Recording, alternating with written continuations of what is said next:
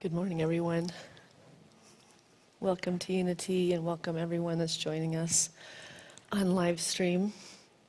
This is our satsang meditation service, so we always start with chanting. They say to sing is to pray twice, so we encourage you to sing with us. Norma and I will be the call, and the response will be Larry. It's just an easy, just affirmative prayer, just to call spirit into our hearts and into our lives, and just leave the world outside these doors. And remember, at the core of everything is pure love. And we are the expression of that love. So let's sing that love into this universe and into our hearts.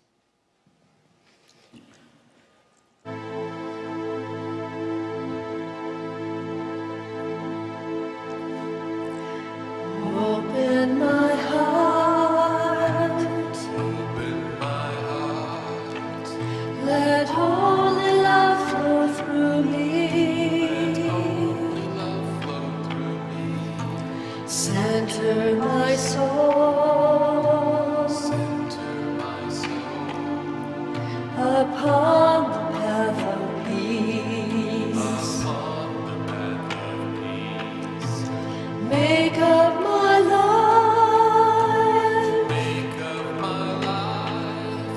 a melody of love.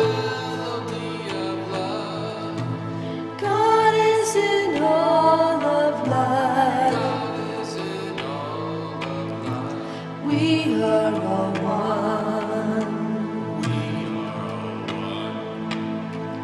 Open my mind.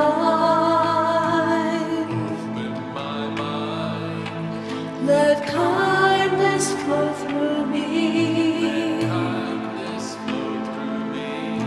centered in love, a love with no end. Make of my life a melody of love. God is in all of life. We are all one. Open my eyes to see love before me, radiant love, shining through all. Make of my life a melody of love. God is in all of life. We are all one. Creator of all life. Creator of all life. Creator of all life. Bring us to the light.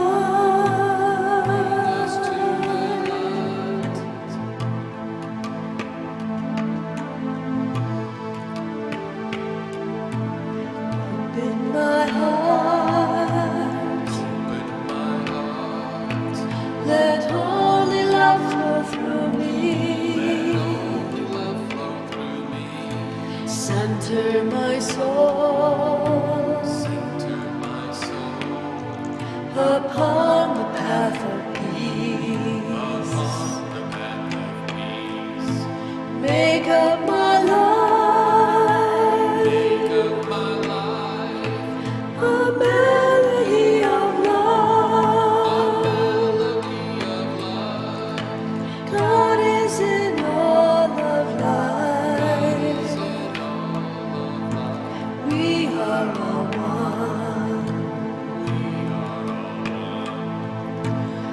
Open my mind. Let kindness flow through me.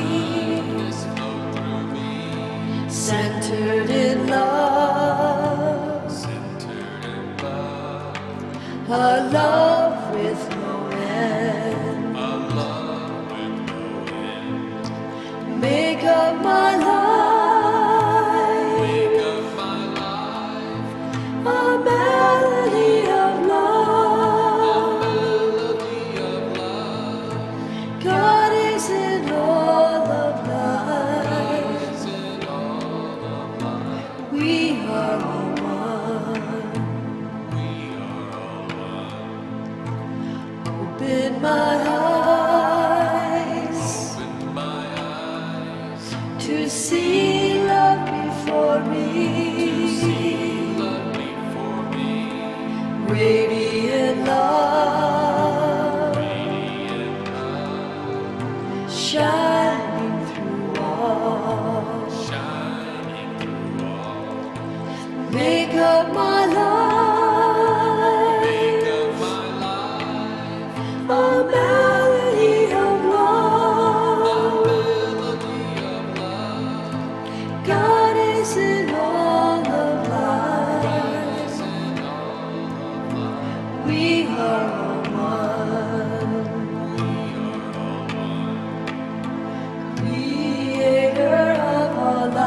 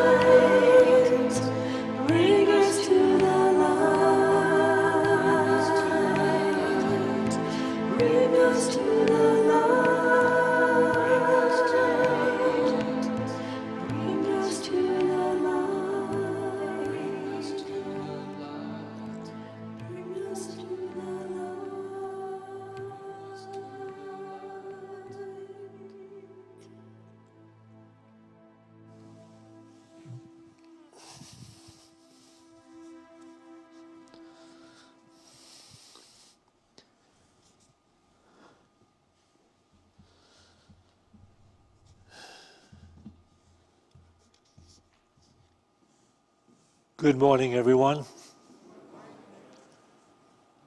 I am sitting before you this morning in a state of mild panic. The computer's not working. My PowerPoints are gone, and so is the little video I was going to show. And not only that, it's become so hectic this morning that I forgot to take my socks off. I do everything I can to appear like a guru, and it just falls apart sometimes. It's one of those mornings. So now I'm required to share a story. I wanted to share a spiritual truth and begin with a spiritual story that's a true story, but it's been given so often by other spiritual teachers that it's embarrassing for me to use it. It just looks like I'm copying other spiritual teachers and stuff. So it's all gone this morning.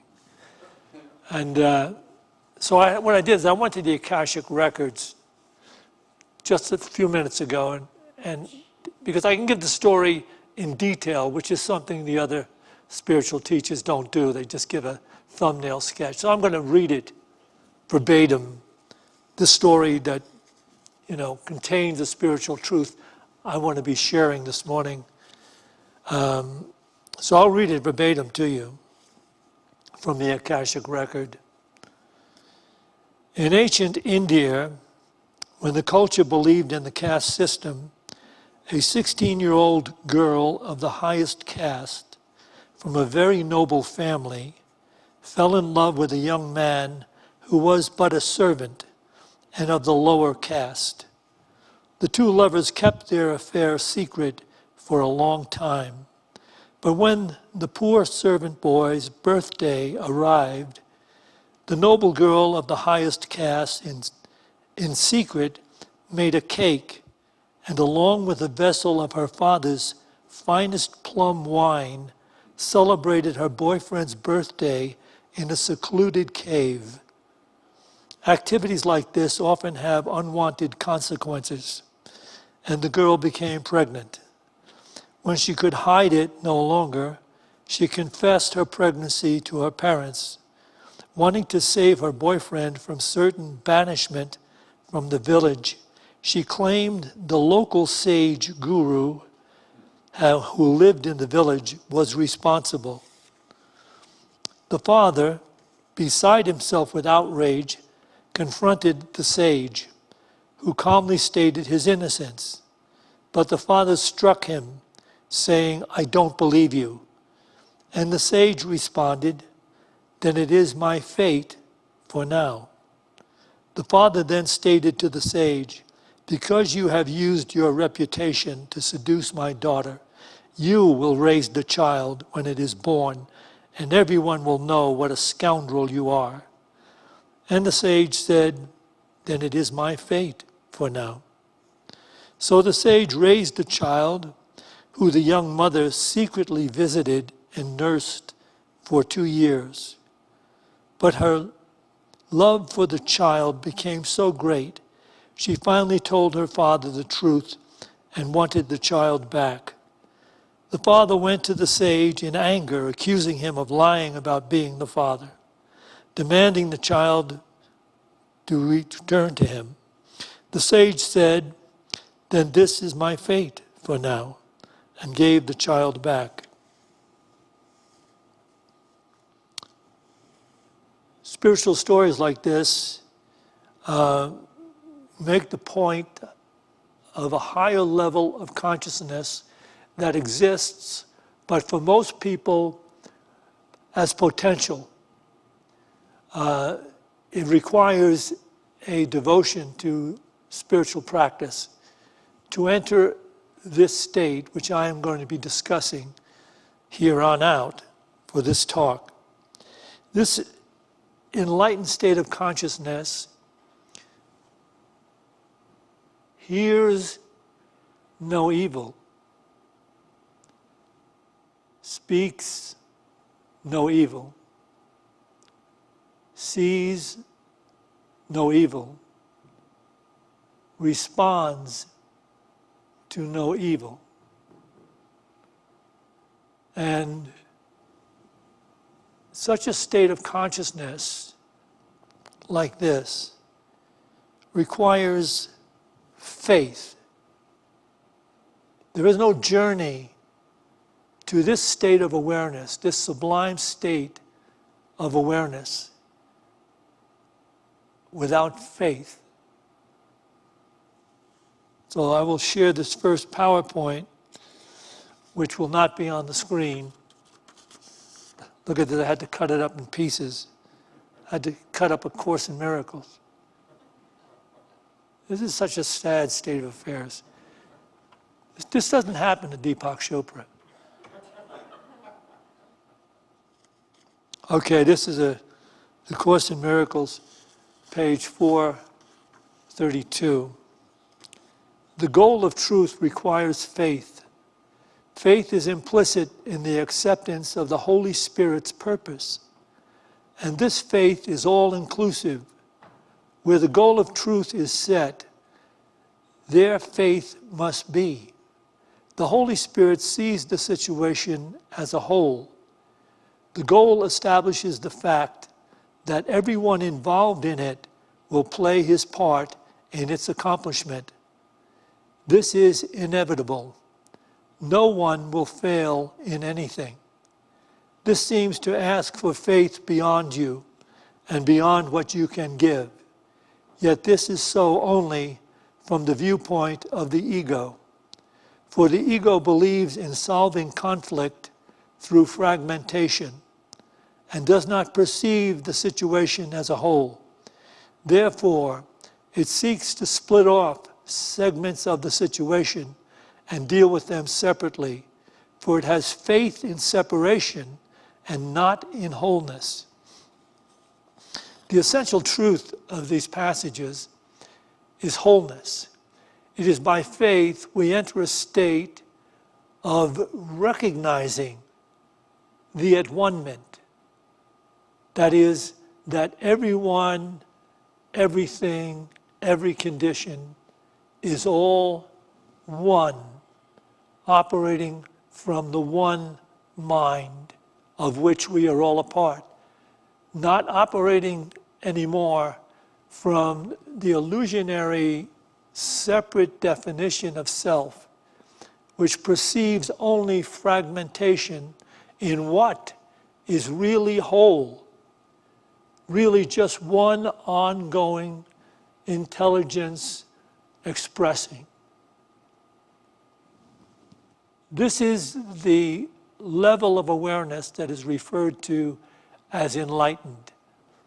It is in that level that one has an openness to flow, knowing that everyone involved in the situation, trusting that everyone involved in the situation will do whatever it is required by him, her, to bring about the will of God.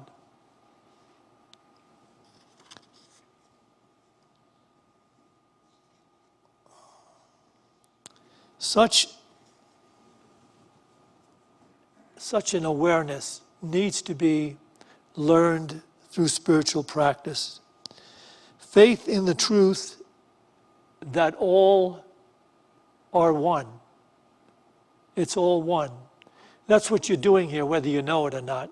You may think that there's, lots of different things that we're learning and studying and trying to figure out, and maybe someday we'll have it. You're only really involved in one thing.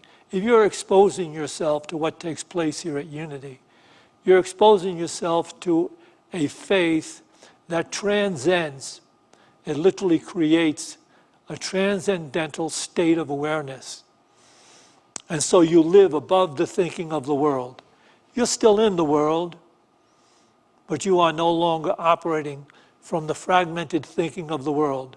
That is, your ego has been dissolved by virtue of a truth you could no longer resist, because of the peace and the joy and the insight that comes with it. You can no longer surrender it. You no longer want to or would. And so all seeming separate minds are but part of one mind, the mind of the Creator. Like the waves upon the ocean are not separate from the ocean. And while each wave might at first think it is separate and operating in a separate stance by its volition of its own personal will, it is not. You see where this takes you. There's not very many people who immediately embrace this. They consider it, but for the most part, their long experience in ego-centered living continues to deny them the joy and freedom of enlightenment. So it's not something that's going to, unless you've been at this for a while, that you're going to be able to embrace completely and totally. On a rare occasion, there's an individual that does, but it is very rare. Most people have to practice, stay, a little bit to the side, away from it, operate from their ego more often than they should, fail at living life effectively and beautifully, but they stay at it. And as they do, they have these insights, these moments of clarity that are so beautiful, so expanding, that they continue the good work until they join the masters of life and become enlightened themselves. So the state of awareness needs to be cultivated. We have to be able to trust that everyone involved in every situation will do his or her part accordingly, because all minds are, in fact, only one with God, and are one with God and do what God would have them do. And now you might have remembered some few things from your traditional Christian teaching. And you might have remembered that Jesus said, "The Father and I are one, but the Father is greater than I." See if you can find your way into that. See if you could feel that truth. What would that mean? The Father and I are one, but the Father is greater than I, and I always do what is pleasing to the Father. What does it say about the false interpretation of free will? In the assumption of free will, everybody thinks that they're conducting their lives accordingly. But really, your free will may only be in reference to your willingness to either go along with the will of God, to be one with God, who is greater, to go along with the will of God in every given moment, or to, in your mind, resist it, wherein in fact you can't. So you'll hear the masters sometimes say, "There is only God." And Deepak Chopra will say that. And Eckhart Tolle will say, all life experience takes place only in this moment. There is no past. It's all been taking place in the moment of your awareness. All of it, from your childhood on up, been taking place in the moment of your awareness, and you have had that awareness change accordingly. And you kept thinking that you're growing up and things are happening, but the fact is you are simply opening up to the reality that you are one with God. Living in this true self-awareness is realizing also what Jesus said when he said this, which is the underlying cause of his crucifixion. Our Father. He gave his disciples to pray, Our Father. Only when Jesus said, Our Father, the word he used meant every living person on the face of the earth. And not just the Jewish Sanhedrin or the Pharisees, who believed that they had a hold on what God wanted and they were chosen by God to be the people who would lead and be special and have the power and rule over all others. But when Jesus said, Our Father, he was talking about their Father, who they knew was Jewish. And Jesus said, no. It is the Father of everyone who lives. So, Eckhart Tolle will say it this way. From his book, Stillness Speaks, on 57. When you know who you truly are, there is an abiding, alive sense of peace. You could call it joy, because that's what joy is, vibrantly alive peace. It is the joy of knowing yourself as the very life essence before life takes on form. That is the joy of being who you truly are. Before your mind takes on form, it is given life, energy, ethereal awareness. But as you take on form and believe in it, you follow in the illusion of separation. All seeming others in those fragmented views we have through the body are not necessarily believed to be one with you. And you can see that this is the underlying sin of humanity, the underlying error that allows man's inhumanity to man, allows mankind in his insanity. What insanity has developed out of the illusion of separation? That you could want to annihilate other human beings who do not agree with your personal perception, which is flawed. It is only in the higher awareness that we can live in grace, that we understand wholeness, that we can look past the seeming limitations of others. It is what we were born to become and be an expression.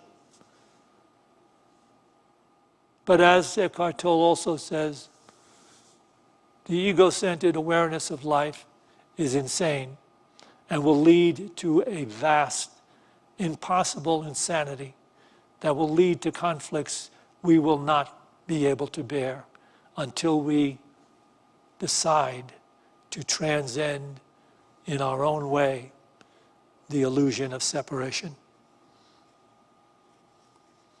So, the video I was going to show you, Alan Watts corroborating with me, because I don't get the kind of respect I deserve.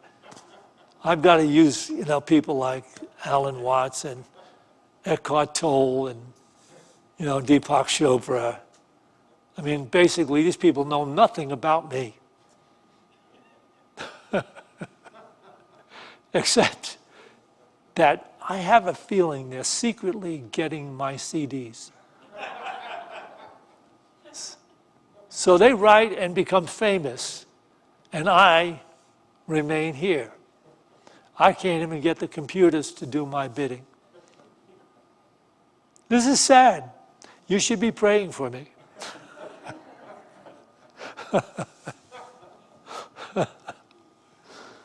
Okay, I will go on. I'll finish this. It'll be painful. Thus, it is not by the volition of one's personal will that he or she gets others and circumstances to conform to his desire for harmony and peace. Well, that is because of the divine nature within us, the presence of the divine nature. We will seek harmony and peace in whatever ways we can. But we will seek it either from the illusion of separation that'll eventually frustrate us, or we will start to enter in by faith to be able to look beyond the separation and to see the will of God at work as a whole. We will believe in the wholeness and the presence of God. And so this comes to us but by the willingness to trust whatever is happening around us and to let it be. Let it be as it is, and let it be as it is not. You see how clearly this is the end of the ego-centered idea of me. To let things be as they are, and even as they are not, as I may have wanted them or expected them to be. If they're not, I have to be one with it and flow with it, knowing that the ultimate outcome of it will be healing, harmony, peace, insight, mastery. It's the only way. There's no mastery in mind over matter. You'll never get it. It'll never come. It can't happen because we are all divine by origin. Our calling is to become divine by expression, to bring that divine awareness into manifestation in our relationships, in our lives. That's our calling. That's everybody's calling. So,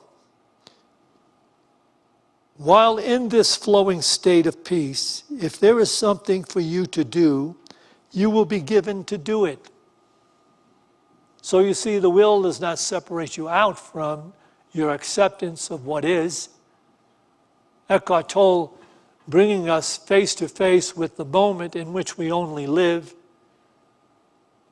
It doesn't separate us out. If there's something in that moment that requires something of us, we will do it. Because we are in alignment with the one intelligence, the one presence, the one power in all the universe, which is God, the good, omnipotent. So, in conclusion, remembering, I'll put it this way, remember, we are learning to have faith in the truth that we are all one. We are learning to have faith in the truth that we are all one. Thus, your guiding insight calls you to trust. That's a hard calling, since we've lived without trust so long. To trust everyone involved in life, give them that trust, that they will do what is necessary, because it is all God doing it.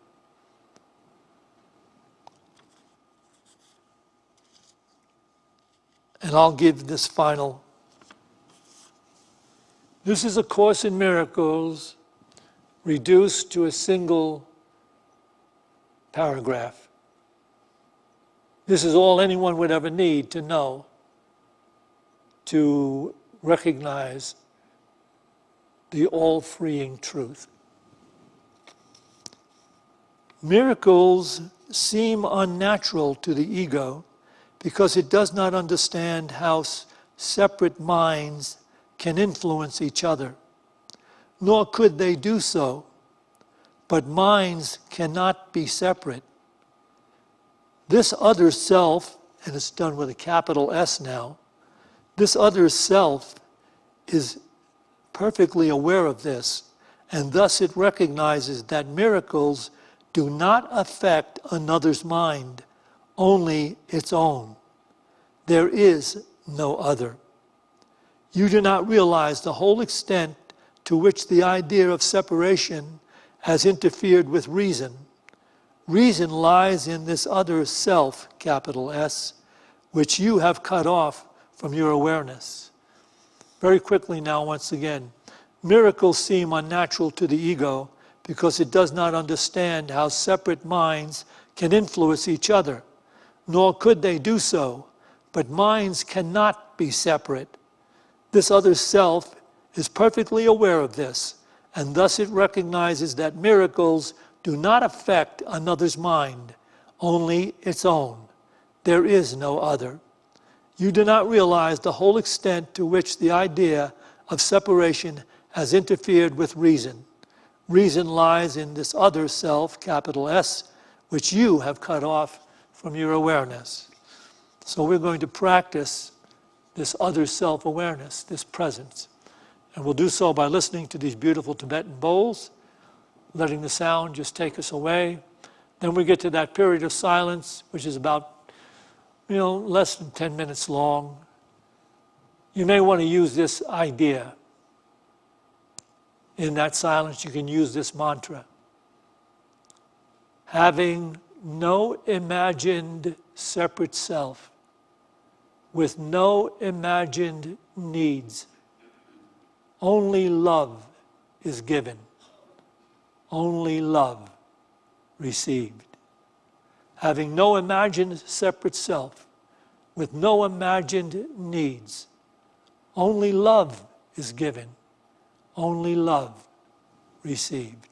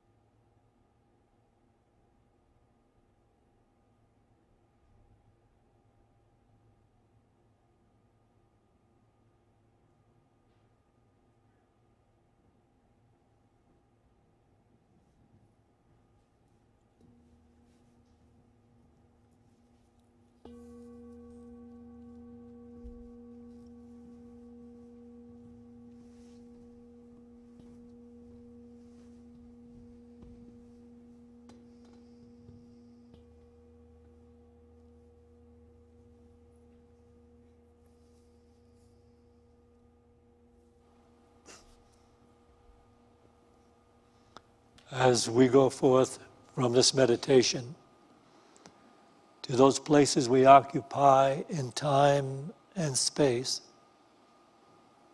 let us go forth in the awareness of letting it be. Let it be. Let it be.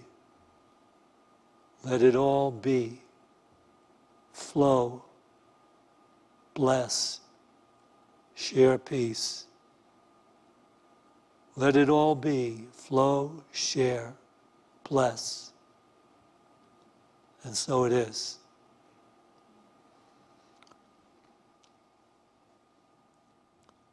We will take an offering now. And the way we do that these days is we bring to mind the amount we'd like to give to Unity of Boulder to sustain its ministry, which goes on every day of the week with the classes and counseling and administration and the necessity to fix computers that don't work on Sunday morning and to support those who will be fired today. So as we take the amount to mind, let's bless it with this affirmative prayer. Divine love, through me, blesses and multiplies all that I have, all that I give, and all that I receive, because I give. And so it is. Amen.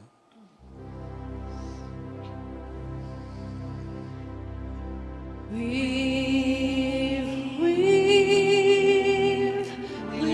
us together. Weave us together in unity and love.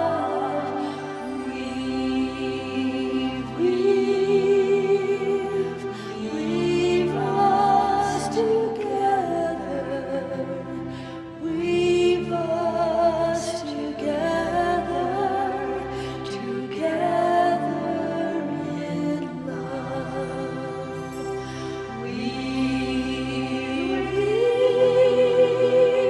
Weave us together. Weave us together in unity and love.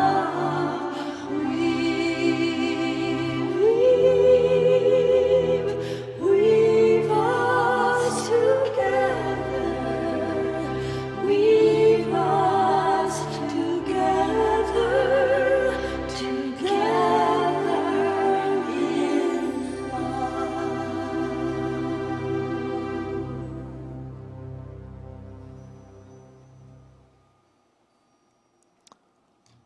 Likewise, our usual concluding video will not be on screen because of our computer failures. So thank you all for joining us, and stick around for the next service. We actually might have the computer fixed by then. We better have that computer fixed. We better have it. I need it. There's an ultimatum here. All right. Okay. God bless.